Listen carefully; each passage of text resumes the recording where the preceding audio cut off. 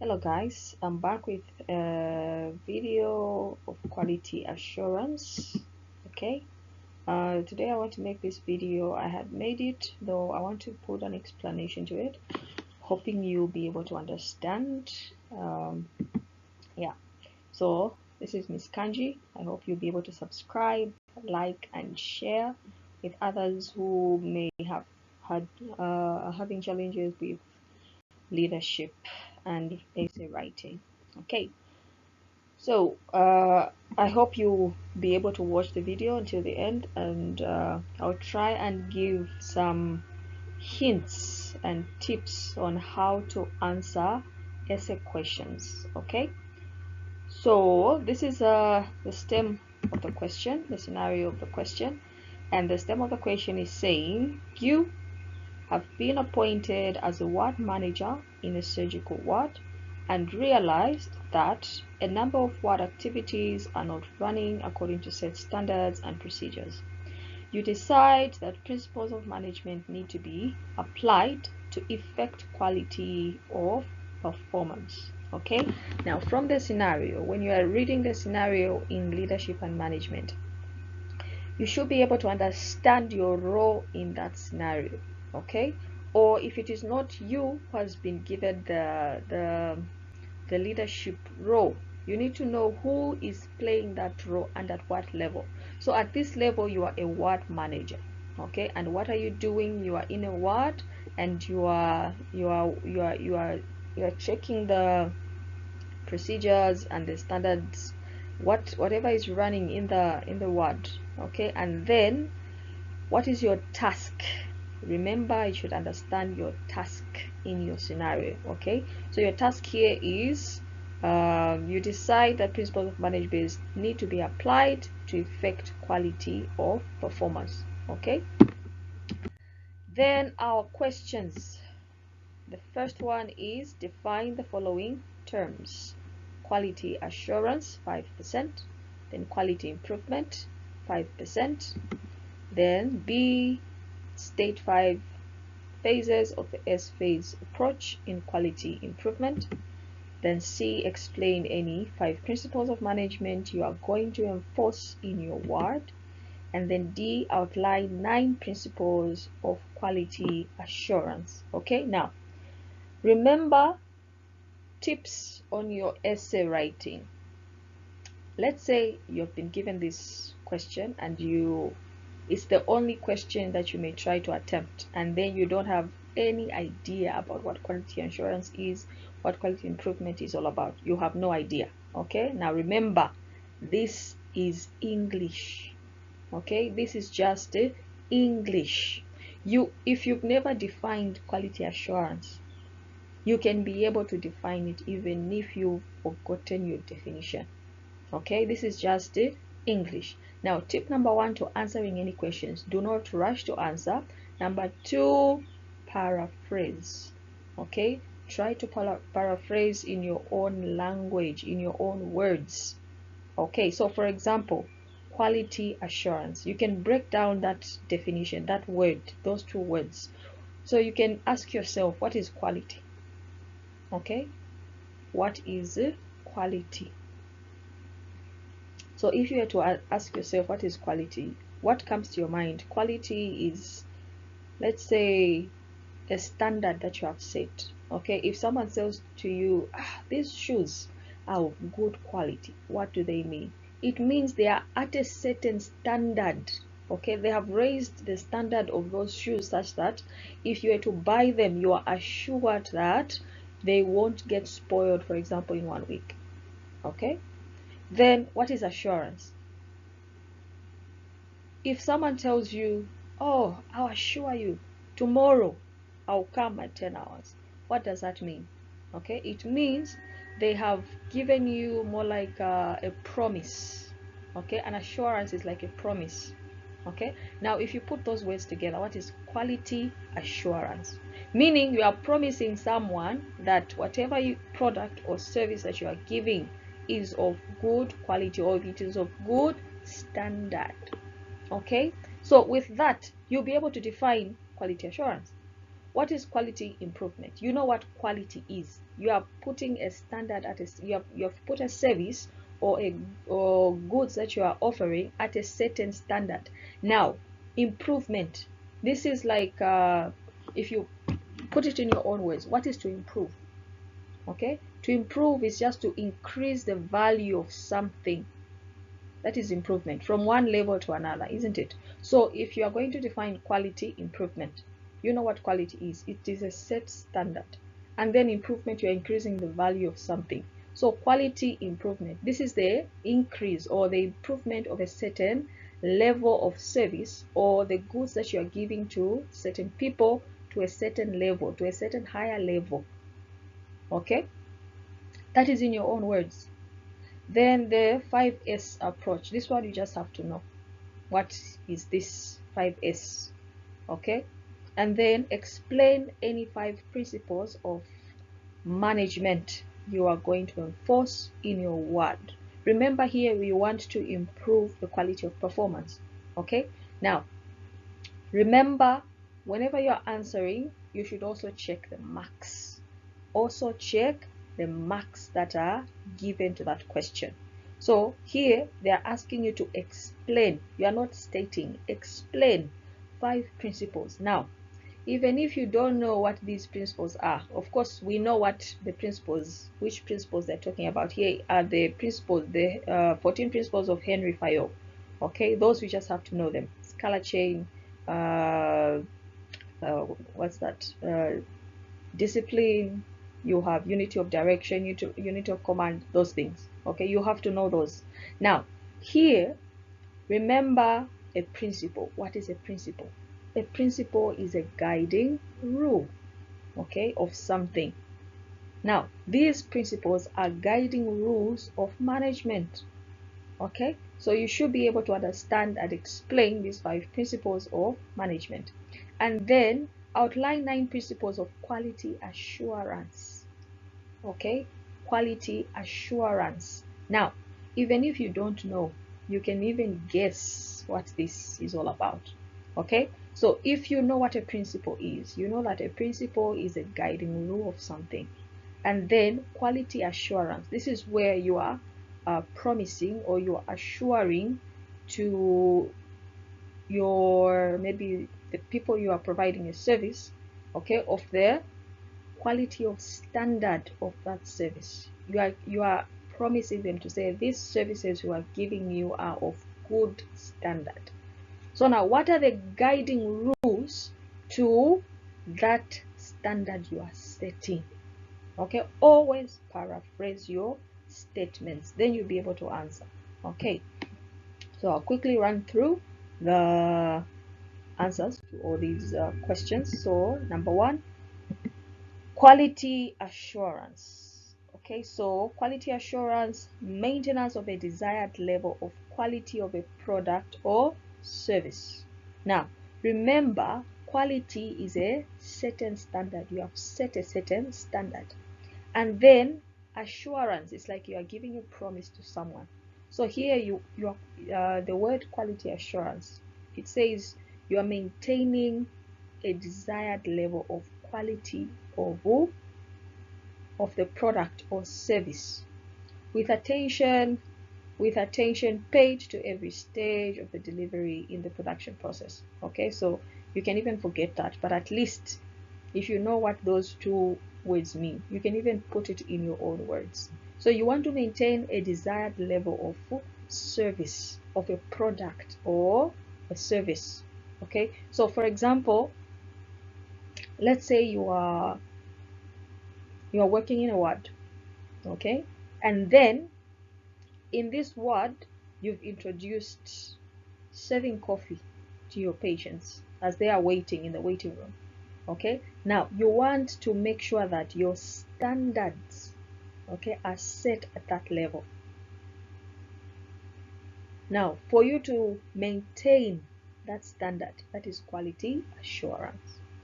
This is what we're talking about, the maintenance of a desired level of quality of a product or service. You want to maintain, to say whenever people compare you and the services that you are giving at your facility, okay, they are of a certain quality. in relation to other hospitals or other places. Okay. Then, what is quality improvement? This is a systematic formal approach that analyzes efforts and practice performance to improve general performance. Okay, so here it is an approach that helps you to improve the general performance of a service or of a product, for example. That is my own definition. You don't really have to always look for the definition. No. Okay, so try to make sure that you paraphrase in your own words the words that you are looking at, then make that definition. Okay, then the 5S approach. So explain 5S approach. Now if you look at the marks, it's 20 marks. 20 divided by 5 is 4. So each of those steps will give you 4 marks of 4%. And out of that 4%, they might give, let's say, 1 mark or 2 marks for mentioning the actual S phase, and then 2 marks or 3 marks to explain what that S phase is all about. Okay, now it starts from sorting. That is the first one. Okay, sort. So always give an example. That is another tip for leadership and management. Whenever you're writing your essays, okay, always give an example when you are, okay. So for example, this one is sort. How do you write this statement or this part of the S phase approach? So you need to define what sorting is all about. And then in your example, you give an example maybe on the word or something that is in relation to sorting, or a process that is in relation to sorting. Okay, if possible, you can even give advantages and disadvantages. Then your 3 marks will be done. Okay, it's all about embellishing, or you just add, keep on adding with examples. So sort, this is sorting through all items in a location or removing all unnecessary items from the location. Okay, so let me give you an example. Of course, you don't have to use this example, it's just an example for you to understand. You go in a room, and then in this room, clothes, shoes, blankets, everything is scattered. Now, during the 5S approach, the first thing, do you just go and start sweeping that room minus sorting everything out? Okay, so sorting here will be like, you get the shoes, you put them in one place, the clothes, you put them in another bunch, the blankets, you put them in another bunch. Okay, if there are any other stuff, you put them in a certain bunch. That is sorting. You are moving things, okay, from one location to another. You want to make sure that you separate items. Okay, now the goal is to reduce loss of the items by reducing the number of unnecessary items, reduce the chance of destruction by unnecessary items, then simplify inspection, then increase the amount of availability, useful space, okay, then increase safety by eliminating obstacles. Now remember, the goal is to clean that room. Before you start cleaning, you need to sort things out. Okay, then the next S phase is set in order. Set in order is like packing. Okay, like you're putting things properly. So putting all necessary items in the optional place for fulfilling their function in the workplace. So you're putting things in order. That's another word. So it's like arranging. Okay, you're arranging equipment. Okay, the clothes, they go in the cupboard. The shoes, they go on the shoe rack. The bags, they go on the, maybe the, you put a bag holder or something. Okay, your curtains, of course, they need to be on the wall. So you are, the blankets on the bed. You are setting in order. Okay, so here, if you are in a hospital and your ward is dirty, for example, you put all the equipment in bunches, and then those equipment, now you put them in order and you place them where they're supposed to be. That is setting in order. Then the goal here, you arrange all items so that they can be easily selected. So for example, you can put them maybe in ascending order or descending order or something like that. Okay, like for example, if you're in a kitchen, your sink is all messed up, your everything is messed up. You put the clothes, I mean the plates in the sink. You put the plates, maybe after you wash them, now you sort them. Okay, you sort them, the pots in one area, the plates in another area, the spoons in another area. Okay, that is it, setting in order. So, and then when you put them in the area, in the designated area, maybe for example, if you have got 3 different pots, one is big, the other one is medium, the other one is small, you put the big pot under, the middle pot inside the bigger pot, and then the smaller pot inside the medium pot. That is setting in order. Okay, then shine. Now after you have put things in order, then you can sweep. You can't rush to sweeping minus sorting and setting in order. So shining is like you sweep, since things have been arranged in order. Now you clean. Now the goal here is you want to improve safety. Okay, it also improves efficiency because there's no clutter everywhere, so you're able to work in order and you're able to work fast. Okay, so you reduce waste, you prevent errors, you keep the workplace safe, clean, and easy to move around. That is the whole that is the whole essence about shining. Okay, so shining here is now cleaning. You are cleaning the area, the workspace. Okay, so when in the workplace, anyone not familiar to the environment must be able to detect any problems within 15 meters. Clean the workplace and equipment on a daily basis. So here is about shining. You should make sure that things are always in order. Okay, then standardize. Okay, now to standardize is like you are making sure that what you have set in place should remain. Okay, should remain. It should be, for example, the same. Okay, if you have 2 areas that you are using this S-phase approach in, the standards should be the same. Okay, or the level of service that you are giving, or the level at which you are giving that service, should be the same in all areas. We are standardizing. Okay, now to standardize the processes used to sort, order, and clean the workplace, meaning you are maintaining the same order throughout your stations. Okay, let me give you an example of a procedure manual that is used maybe in the ward to train nurses on how to do certain procedures. Okay, if that procedure manual is produced countrywide, you are trying to standardize, meaning you are trying to make things look the same so that the nurses in one area are not doing wrong things or are not doing things differently. For example, the way they inject, they should not inject in a different way from another state. They should be able to do the same thing. You are standardizing. Everyone is doing the same. Okay, so the goal here is to establish procedures and schedules to ensure repetition. So things should be done the same way, even if you're not here 500 years on, because you have put something in place, things will be standardized.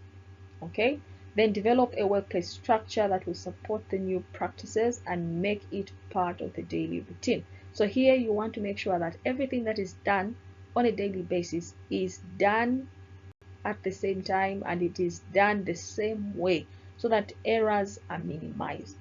Okay, so ensure everyone knows their responsibilities of performing the sorting, organizing, and cleaning.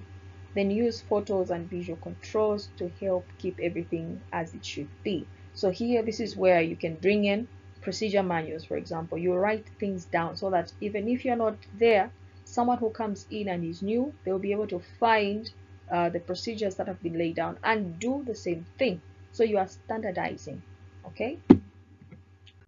And then the other S is sustain, okay? That is the last one. Now, to sustain is to ensure that this is running throughout, okay?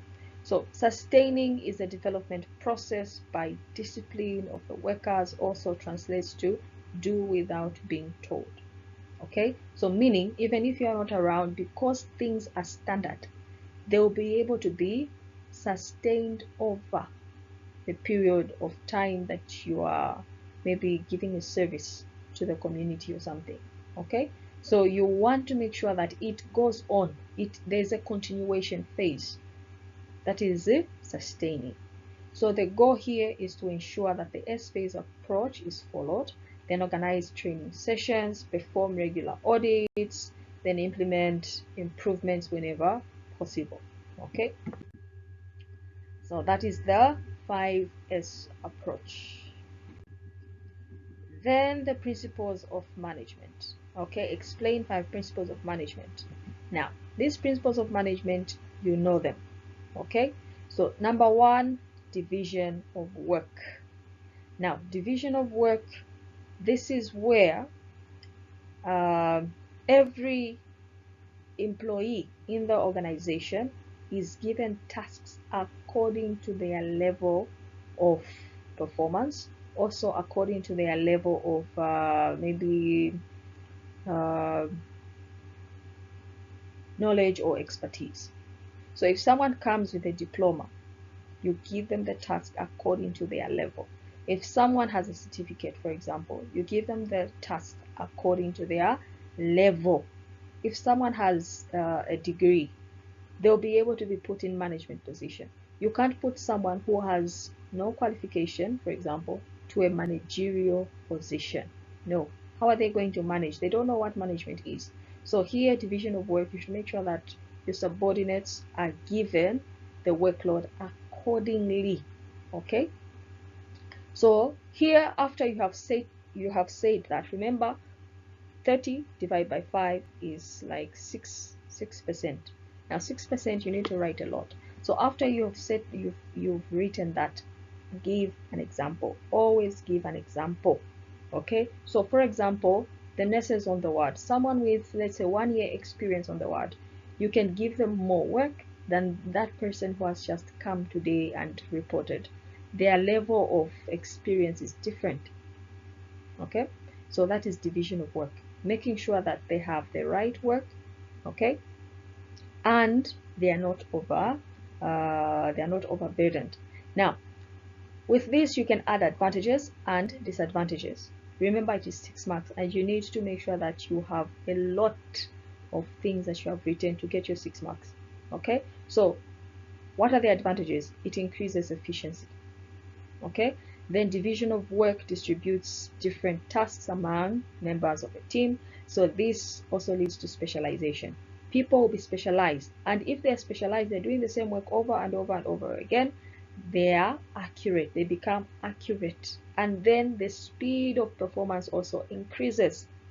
So that will also help you maintain or increase, or it will also help you achieve your objectives fast. Okay,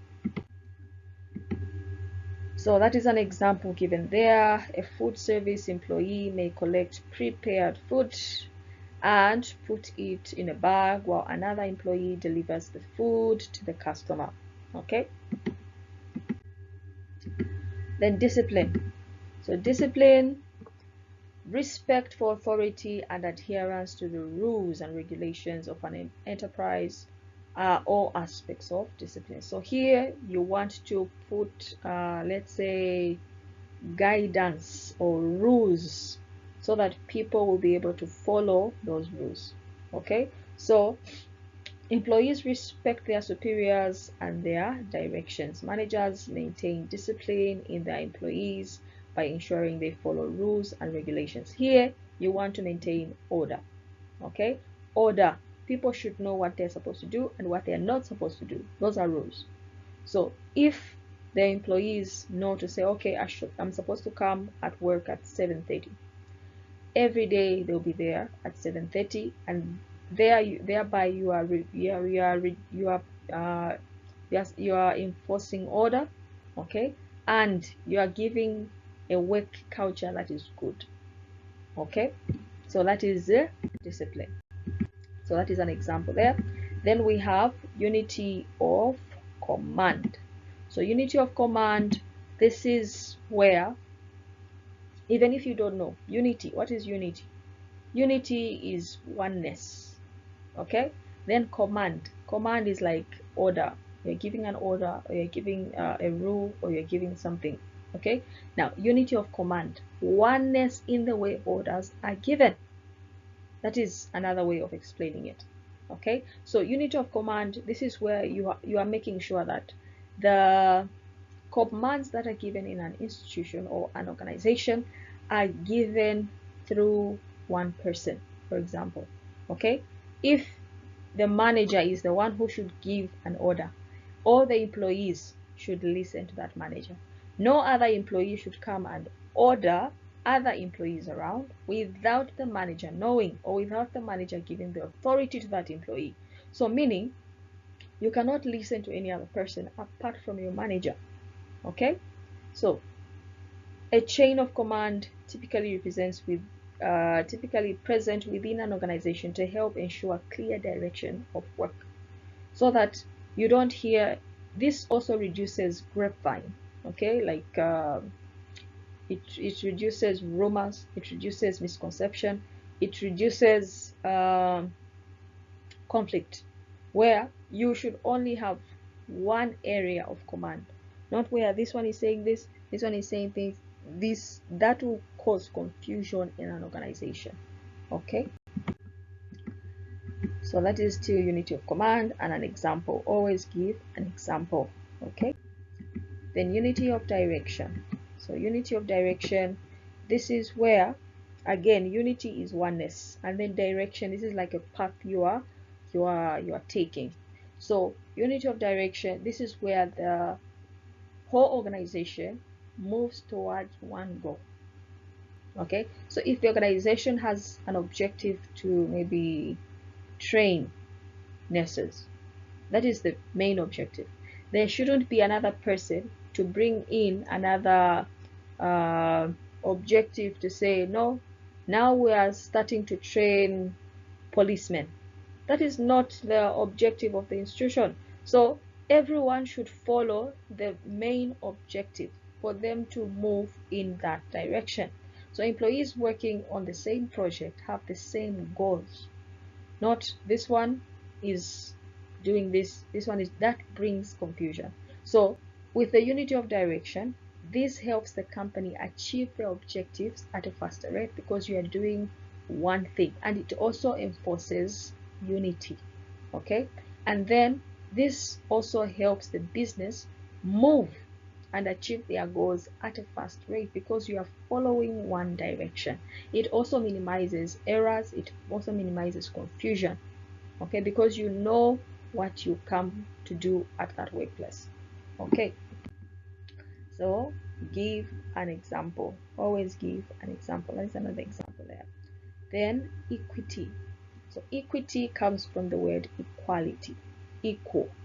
Here you should make sure that the manager is equal in terms of maybe distribution of work, or in terms of treatment. How the manager treats the subordinates should be the same. The workload, if let's say someone with a degree, okay, there are 5 people with degrees, they should have the same amount of work. They should knock off at the same time, and they should be treated the same way. Not where a manager is treating this person maybe with sympathy, the other one with prejudice. It should not be like that, okay. So always give an example again, and then advantages and disadvantages, okay. Then principles of quality assurance. Now remember, a principle is a guiding rule. So what are these guiding rules as you are doing your quality assurance, or as you are giving your quality assurance? That is what the question is saying. Always paraphrase in your own words. Okay, so number one, define clear processes for the team. Now here, as a leader, okay, as a leader, you should be able to define what this quality assurance is all about for your team.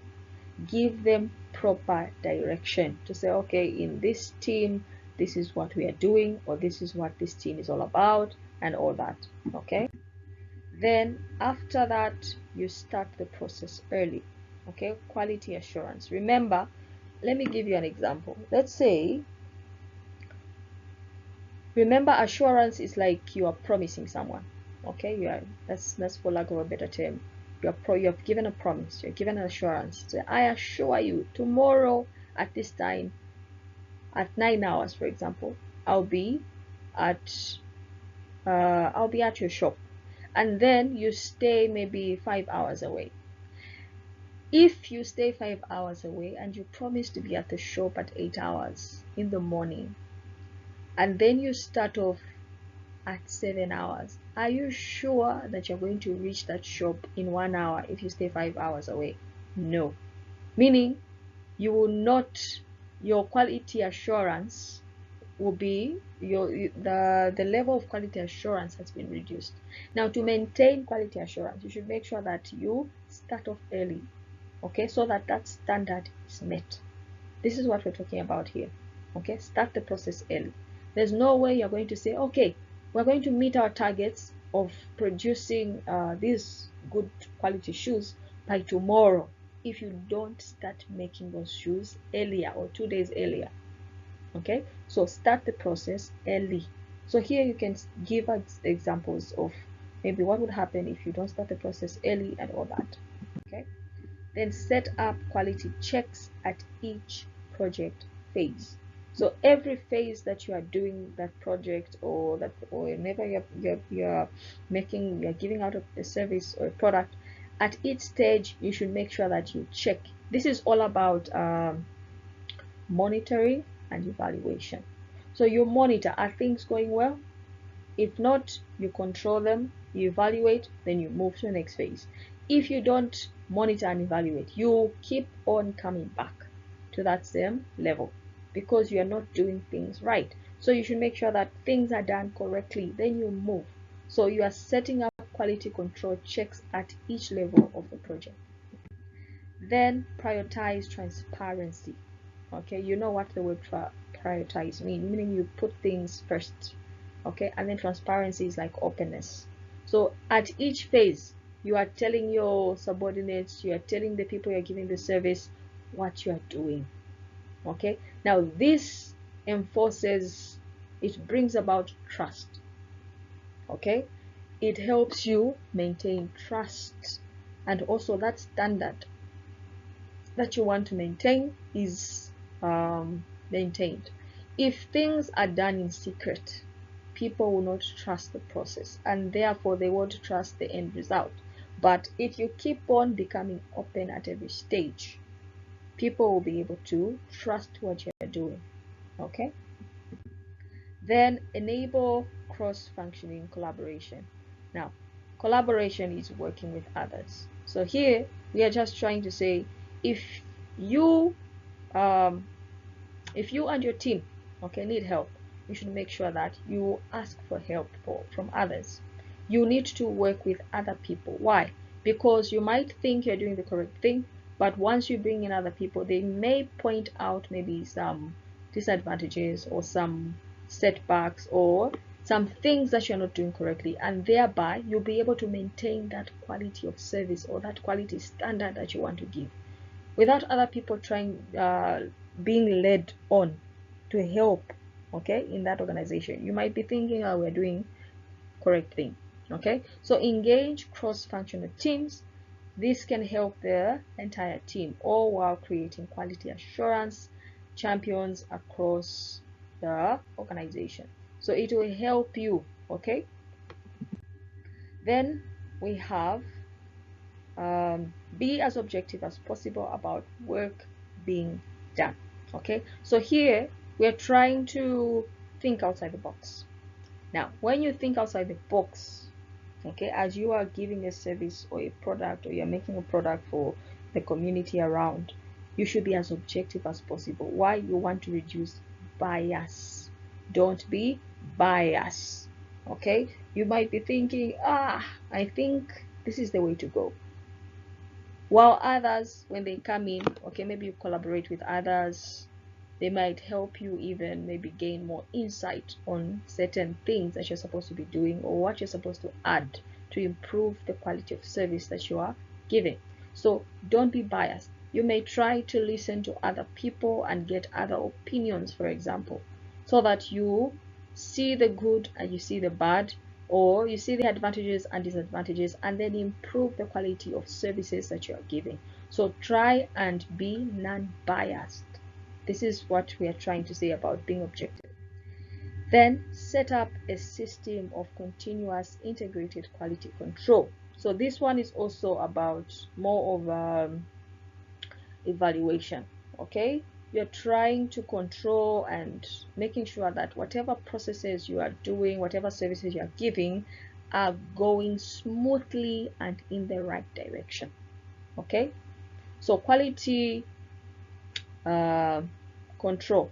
Here, this approach favors continuous quality control with heavy integration of developers. So if, let's say, you are stuck or you are having problems, you should make sure that quality control system is put in place. People are always checking. Are things going okay? Okay, now we can move. If things are not okay, if there are bottlenecks, we try and solve those bottlenecks. Okay.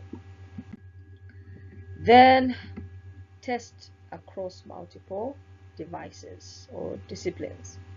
Here we're simply saying, if you have a product or a service, you may try to do a test run.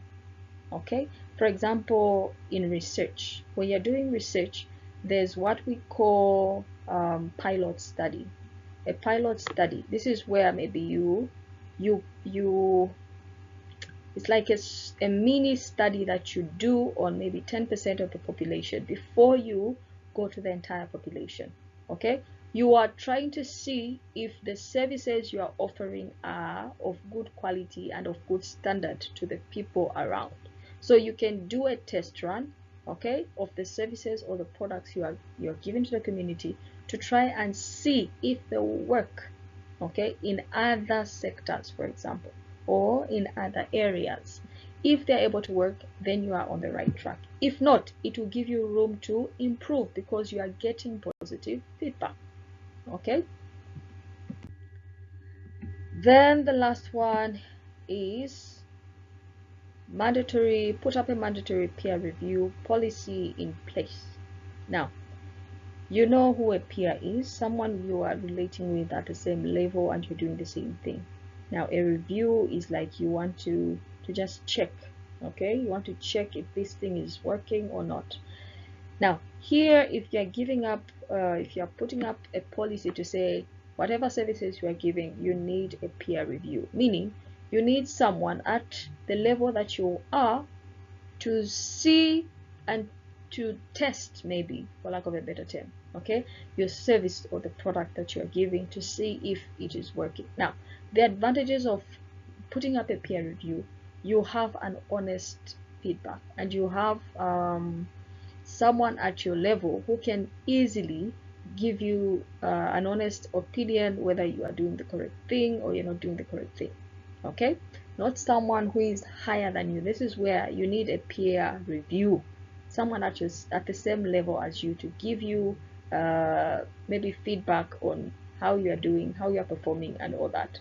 Okay, so here simply this can be done to put a policy in place across all departments that no single individual can push their deliverable to production, okay, or in front of a customer without being approved by another peer. So for example, you have made Panadols, maybe you can take to another pharmacy to test those Panadols to see if they are working or if they are okay. That is peer review.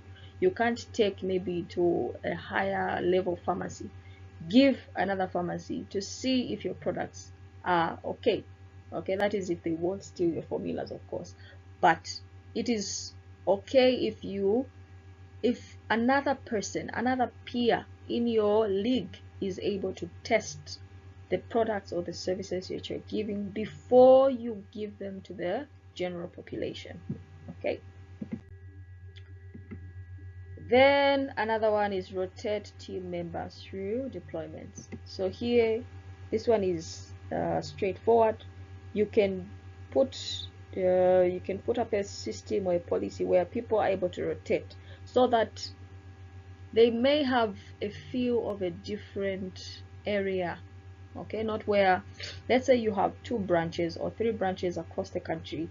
People in this branch can move to another branch to just maybe have a feel of how things are done in the other area. Now here, you'll be able to help people. Maybe you'll be able to reduce things like favoritism, because people will see in your face and they'll be objective and they'll be open, and they won't rely on a certain person to try and do something. It will also maybe reduce things like corruption, because only that person that they find at that institution is able to help them. Okay, so it will reduce things like that. I hope we have understood what I've tried to explain. Please remember the tips that I've given you. Try to paraphrase, okay? And don't rush to answer, and use your own words to answer those essays, okay? Thank you. Subscribe, share with others who are having challenges with leadership. And if you have a question, please don't forget to leave a comment. I'll be able to help where I can. Thank you.